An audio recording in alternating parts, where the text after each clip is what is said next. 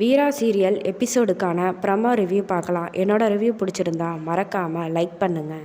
மாறன் வள்ளிக்கிட்ட, வீரா இன்னும் வீட்டுக்கு வரலையா, ரொம்ப லேட் ஆகுது, இன்னும் காணுமே அப்படின்னு கேட்டோன்னே, இன்னும் வரல, என்ன ஆச்சுன்னு தெரில, ஏதாவது சவாரிக்கு போயிருப்பா அப்படின்னு வள்ளி சொன்னோன்னே, நான் போய் பார்த்துட்டு வரேன், எனக்கு ரொம்ப பதட்டமாக இருக்குது, ஏன்னா ரொம்ப மிட் நைட்டாக ஆகிடுச்சில்ல, அவள் ஏதாவது பிரச்சனை வந்துட போகுது, நான் உடனே போய் பார்த்துட்டு வரேன்னு மாறன் பைக்கை எடுத்துக்கிட்டு வீராவை தேடி வந்துக்கிட்டு இருக்காங்க. ஆட்டோவில் வந்துக்கிட்டு இருக்க வீராவை ஒரு 4-5 அடியாட்கள் துரத்திக்கிட்டே வராங்க.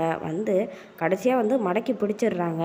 அதில் ஒரு ஆள் மட்டும், ஏன் இவளை இங்கேயே போட்டு தள்ளிடலாம் அப்படின்னு சொல்லிட்டு கத்தி எடுத்து கரெக்டாக குத்துறதுக்கு போகிறாரு. சீக்கிரம் கதையை முடிச்சிடுறா, கிளம்புவோம் அப்படின்னு சொல்லிட்டு இருக்கும்போது மாறன் தேடிக்கிட்டே வரும்போது கரெக்டாக வீராவை பார்த்துடுறாங்க. கத்தியால் அந்த அடியாள் குத்தும்போது கரெக்டாக மாறன் போய் கையை பிடிச்சி தடுத்துடுறாரு. கத்தியால் குத்த வந்துட்டியா அப்படின்னு சொல்லிட்டு கையை ஒரே முறுக்கா அப்படியே கையை அப்படியே திருகுறாரு.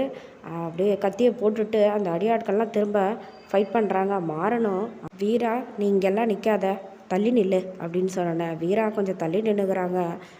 அடின்னு வெளுத்து எடுத்தோன்னே எல்லோரும் வாங்கடா ஓடி போயிடலாம், இதுக்கு மேலே இங்கே இருந்தால் சரி வராதுன்னுட்டு ஓடியே போயிடுறாங்க. அதுக்கப்புறம் வீராவை கூப்பிட்டுட்டு, இந்த நேரத்தில் ஆட்டோ ஓட்டிட்டு வரியே எனக்கு ஒரு ஃபோன் கால் பண்ணியிருக்கலாம்ல அப்படின்னு மாறன் கேட்க, வீரா யார் என்னன்னே தெரியல, திடீர்னு நான் பாட்டுக்கு ஆட்டோவில் என்னை மடக்கி பிடிச்சிட்டு கத்தி எடுத்து குத்த வந்துட்டாங்க. இது எதுவும் இந்த கேஸை பற்றி யாரை நான் செய்யக்கூடாது அப்படின்னு தடுக்கிறதுக்காக இதெல்லாம் செய்கிறாங்கன்னு நினைக்கிறேன் அப்படிங்கிற மாதிரி சொன்னோன்னே, அப்படி மட்டும் இருந்தால் இதை சும்மா விடக்கூடாது அப்படின்னு மாறன் ஒரு பக்கம் சொல்கிறாரு.